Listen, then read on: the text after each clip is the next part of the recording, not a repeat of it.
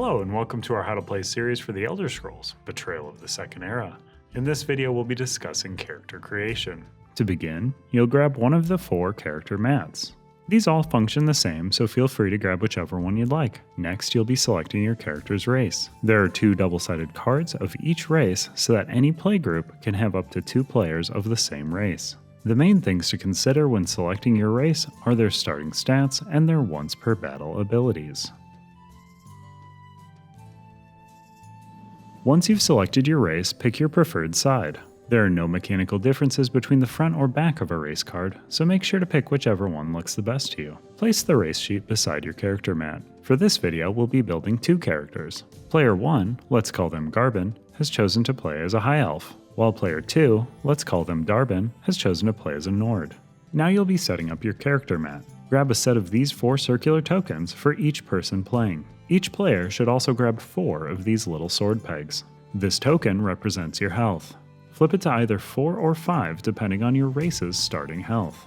This token represents your stamina. Stamina determines your movement rate, how many stamina-based dice you can roll during an engage, and the distance of your ranged attacks. This token represents your magicka. Magicka determines the number of magicka-based dice you can roll during an engage, as well as the range of your spells in combat. These tokens can be slotted into any of the 8 round slots on your character mat.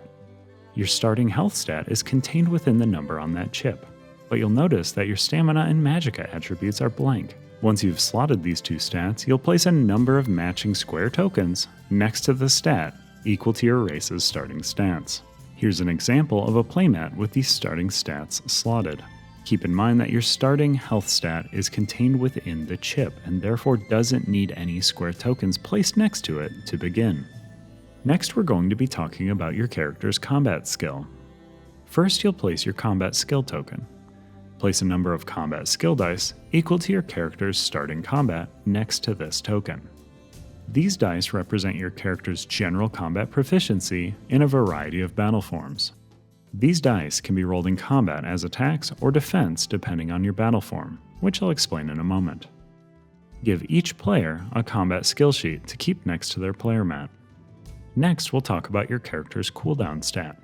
Place one of your adventurer pegs in the numbered slot that corresponds to your race's starting cooldown stat. Most dice that you roll will move into your cooldown. This happens whether or not you choose to resolve these dice. Unless otherwise stated by a specific die, dice are always loaded into the leftmost available spot of your cooldown in the order that you chose to resolve them. At the beginning of each turn in combat, you'll get to remove a number of dice equal to your cooldown stat and return them to your character mat to be rolled again. I'll be going over cooldown in greater detail in the jailbreak tutorial video, but for now you should know what you need to about this very important stat. Now, we'll place an adventurer peg in the excess XP track on the 0 space. This is where you can store up to 3 XP. Any XP beyond 3 cannot be stored, so make sure to use it on some cool stats and dice. Now, we'll place an adventurer peg into the 0 on our Tenacity Track. This is where you'll track when you roll a Tenacity face in combat. Stored Tenacity can be used for a variety of purposes that I'll go over shortly.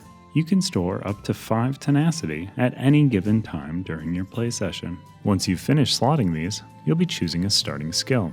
You're welcome to choose whatever skill you'd like to start off, but if you're new to the game, we highly recommend choosing one of these 4 skills to begin. Your party will find itself in a variety of scrapes very quickly, and it's a good idea to have skills like these that primarily focus on damaging your adversaries. Don't worry though, as you'll have ample opportunity to pick up additional skill lines during your journey. At the top of each skill line, you'll find the name of that skill. Below that, you'll find the stat that skill is associated with, either stamina or magicka. To either side of this, you'll find an icon that dictates what battle form you must be in when rolling dice of this skill line. If a skill line has no icon here, it means that dice from that skill line can be rolled in any battle form. Below that, you'll find an outline of what dice are available in this skill line and what level they are associated with. Each skill line is divided into one of Tamriel's major constellations: Warrior, Mage, or Thief. This will be indicated by an icon at the bottom of each skill sheet. Most skill lines in the Warrior constellation will feature dice that are rolled using your stamina stat, and will require you to be in a ranged weapon, heavy weapon, light weapon, or defensive battle form when rolling them. Most skill lines in the Mage constellation will feature dice that are rolled using your Magicka stat, and will require you to be in the Magic battle form to roll them. Most skill lines in the Thief constellation will feature dice that are rolled using your Stamina stat, but don't require you to be in a specific battle form to roll them. Skill line sheets are divided up into levels. Below the level, you'll find the name of the dice available at this level. For instance, at level 1 of Destruction Staff, you have access to the Force Shock die, while at level 1 of One Hand and Shield, you have access to Shield Discipline. Next to the name of that die, you'll see the total number of that die that exist in the game. This number can be really important to keep track of if you have multiple players pursuing the same skill line, as they'll all be competing for the same pool of dice. Below this, you'll find all of the possible faces that can appear on the die. These icons represent every possible face that appears on this die. Next to each icon are a series of black pips that represent how many of that face appear on this die. Looking at this diagram, you can tell that the Force Shock die features 3 of this face, 1 of this face, 1 of this face, and 1 miss or tenacity face. Beside this information, you'll find a description that outlines what each die face does. And in front of this description, you'll find a symbol with a letter inside that will tell you how the die face is resolved. An eye inside of a star indicates that this die face is resolved instantly and is then exhausted, moving it into your cooldown. A D inside of a circle indicates that this die face is resolved instantly, but is then drained. Draining a die removes it from your mat for the remainder of this battle. An S inside of a hex indicates that this is a status effect. This die is placed in a unique manner that varies from die to die. Make sure to fully read this die's description when placing it. When a status effect die would be removed from its current position, you'll exhaust it unless otherwise stated. An A inside of a square indicates that this die will be placed into an active slot. These dice will offer some unique effect while in an active slot. Make sure to read the dice description so you know how to fully utilize your active slot dice. When a die is removed from an active slot, it is exhausted unless otherwise stated. And finally, there's the C inside of a pentagon. These dice are incredibly unique in that they grant you benefits for as long as they remain in your cooldown. When rolling these dice, make sure to exhaust them with the rolled result showing. Some levels will have multiple types of dice for you to choose from. If a level has more than one type of die available, there will be a gray line separating the 2 die types. For example, if you were to train a level 2 skill die in Destruction Staff, you would get to choose between gaining a Wall of Elements die or a Destructive Touch die. Level 1 dice are all that will be available to you during character creation, but as you gain experience, you'll be able to add level 2 dice to your mat as long as you possess a level 1 die of that skill line. If you have a level 2 die in your mat, you can now train a level 3 die, and if you now have a level 3 die, you can train a level 4. Be sure to check out this video if you'd like to learn how to gain additional dice. Once you've chosen a skill line, you'll want to grab the associated skill token and slot it into your mat. Keep in mind that as you level up a stat or skill line, it will start encroaching on the space of the stat that it is opposite to. Make sure to avoid placing 2 stats or skills that you'd like to level up heavily across from one another. Garbin is going to choose Destruction Staff as their starting skill and place it opposite their combat skill. This character wants to lean heavily into Magicka, and combat skill dice can't be rolled in Magicka form, so they don't anticipate training that skill any further. Darbin, on the other hand, is going to select One Hand and Shield as their starting skill and place it opposite their health. They like how much room they have to acquire skill dice here, and don't anticipate needing much more health as they'll be fighting somewhat defensively. Once you've placed your chosen skill line token, add 2 level 1 skill dice from that line to your mat in the slots next to the token. Now that we've finished selecting our skill lines, we'll move on to class selection. If this is your first time playing, we highly recommend that you follow the Jailbreak Introduction encounter.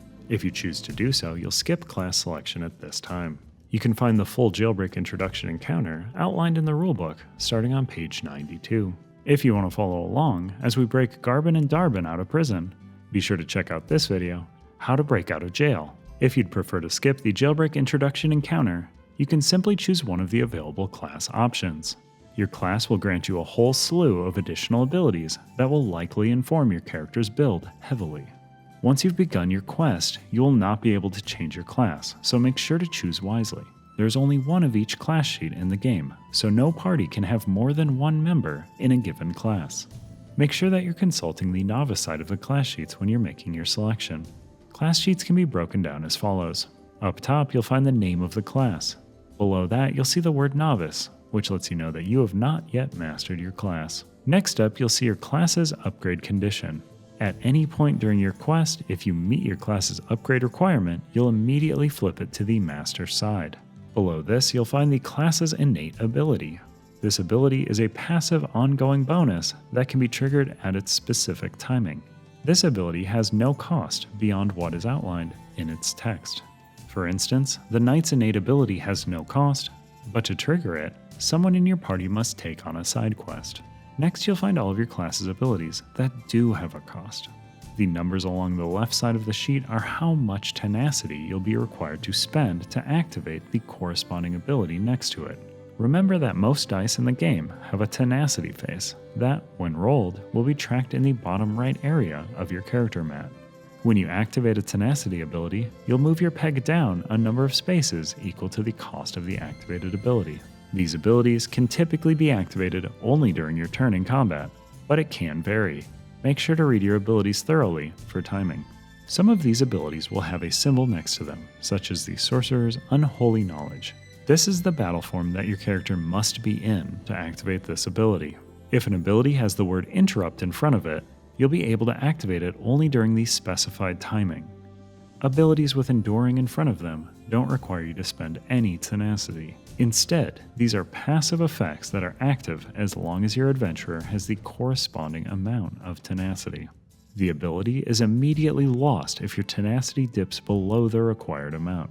You may trigger any number of class abilities during your turn as long as you have the tenacity available to pay for each one. However, you can only pay to activate each ability once per turn. At the very bottom of the sheet, you'll find the constellation that this class is associated with. You're not required to choose a class that matches the constellation of your chosen skill. Based on the heroic deeds committed by Garben and Darben during their jailbreak, they were given several class options to choose from and settled on Sorcerer and Knight, respectively. They placed their chosen class sheets on the right side of their mats next to their Tenacity Track. If your characters don't have the lovely names Garben and Darben, then it's time to name your character. Let your party leader know what you'd like to call your new character, and they'll track it in the campaign journal. Not great at character names? Here's a few to choose from if you're feeling stuck. Garben, Darben, Marben, Larben, George, Groovy Grace, Fitz, Fitzgerald, Fitzgerald, Montana, Montarna, Marinera, and of course, the Elder Scrolls Betrayal of the Second Era, or Tespotzi for short. Thanks so much for watching, and be sure to check out the next video in this series if you'd like to learn what to do next.